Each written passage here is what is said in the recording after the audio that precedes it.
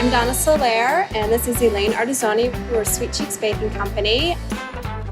We had both always been baking our whole lives and decided it was something to be kind of fun, as a lot of people think it'd be super fun to have a bakery one day, but it's got its challenges and it's financially a challenging thing to do.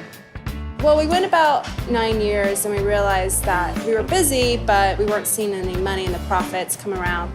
We knew we had great products. There was no question about that. So we really started to evaluate, wow, we need some help. This is not our strong suit. We're both doers and we like to be hands-on in our business for sure, but there's so much else to do that it can be difficult, for instance, be in the kitchen all the time when there's so much else business-wise and marketing and networking and just so many things that really come up in order to keep your business alive and keep your business at the top of its game. And then a former vendor of ours and also a friend, she had recommended Infix. We were actually concerned not hiring somebody who was a restaurant or food consultant. We thought that was going to be a problem, and it wasn't at all. But Infix, we believe in data drives behavior.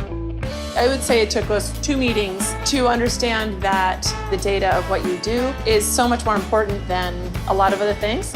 Not that everything comes down to the bottom line, but if you don't have a bottom line to show, you're not going to stay in business. So we started digging into the data and looking at margins, and we looked at processes. We looked at how we could make things more efficient, and then that would allow us to do more with less. Feeling like not only we had somebody who kind of had our back, was on our team, was really looking out for us, was really trying to protect us as a company, was trying to help us improve as a company. It was this huge sense of security. I can't really say enough positive.